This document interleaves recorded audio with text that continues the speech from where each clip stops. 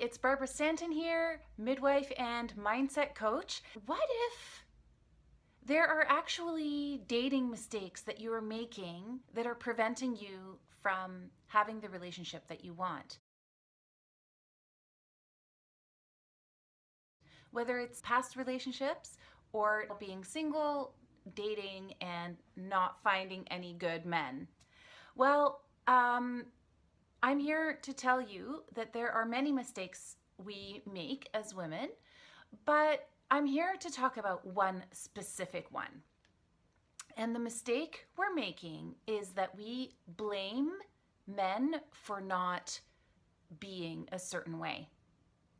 We blame our city that there just aren't any good men, or all the good men are married, or I can't meet any good men, or dating apps don't work. There's only men who want hookups on these apps.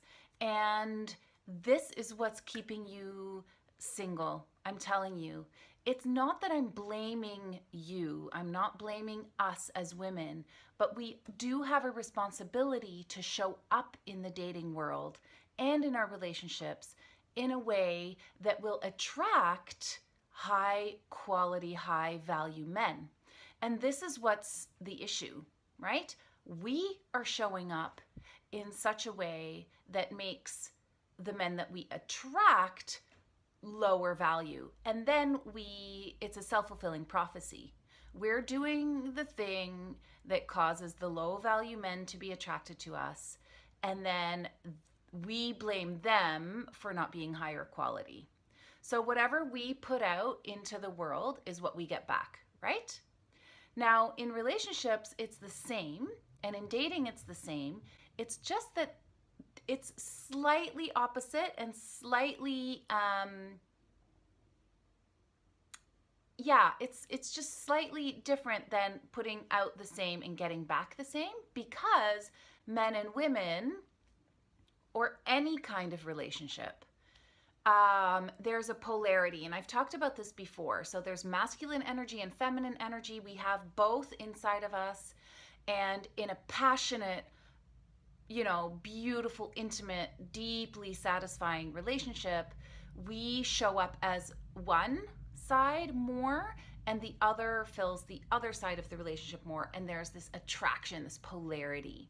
We make the mistake of blaming the men that we meet. And again, I am not saying blame yourself, because blame is horrible. So what I used to do in my life before I became super self-aware and did all kinds of therapy and coaching and work and all kinds of stuff, I used to think that in the sort of modern self-development world, what we were meant to do was blame ourselves for everything, or like we cause everything in our life. And that is only true to a certain extent. We attract things into our life, but we don't cause them.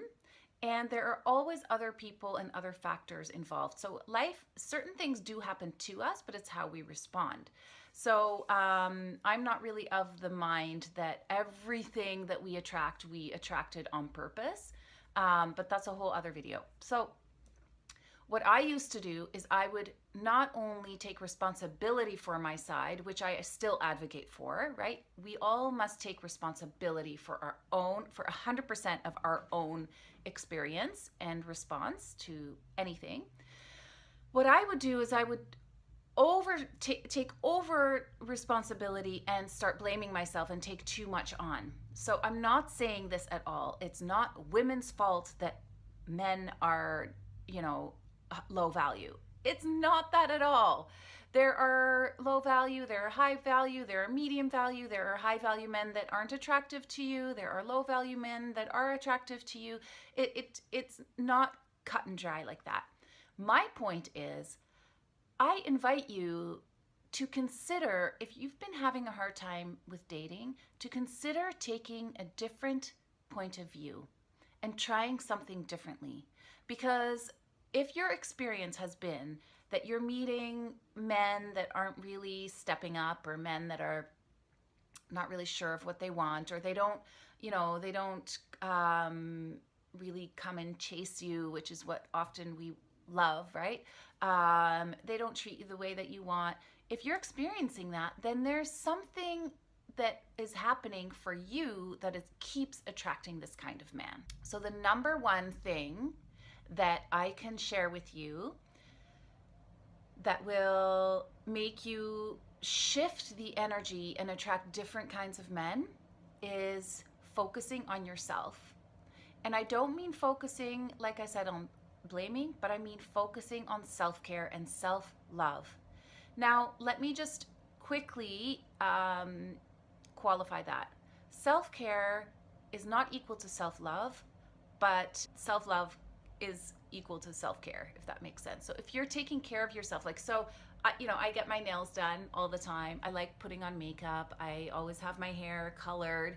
I do that kind of outward girly self-care stuff. And that's great. It's totally fine. It's good. But it doesn't end there. It can't end there. That's superficial, and it can border on narcissistic if you just do that, if you just do sort of stuff around your image. What I'm talking about is that and self-care in a deeper way, which actually this deeper kind of self-care does equal self-love. So knowing your standards, knowing your boundaries for yourself, and I'm not talking about in relationships. So your standards, like every day I practice yoga and that is my standard.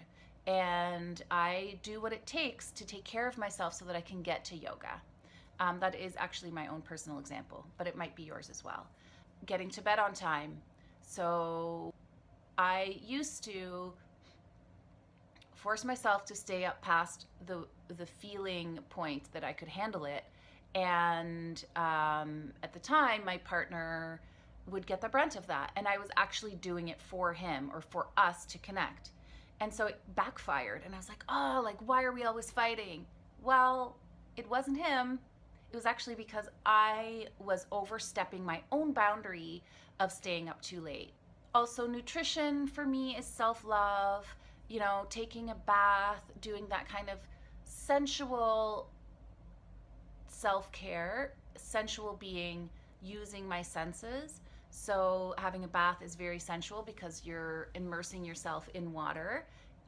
Women, especially the ones of us that identify mostly with feminine energy, we need to fill up with feminine energy because our world is so masculine. It's often out of balance. So deep, deep, deep self-care and self-love on those kinds of levels. Having a coach to help you through your mindset stuff, writing in a journal, reading books and doing exercises, like self-help stuff to improve your life, right? We're all wanting to grow all the time. So work on yourself. If you show up in the world like the queen that you are and filled up with your own needs met to the top, like overflowing with your needs being met, having a full, beautiful, amazing life on your own. And I know it sounds cliche, but I'm telling you, I want to drive this point home. If you show up like that, then you are going to start attracting men that value that and value you and value themselves and have high standards. Does that make sense? So this is the number one tip, and you can start doing that today. You can start adding self-care into your routine. Most of my clients, I start them off on a self-care routine of 3 self-care things a day. They don't have to be big. They could be a 5-minute longer shower or having your tea or coffee in the morning with a book and really taking half an hour to savor it and enjoy it and then start your day. You could have a bath.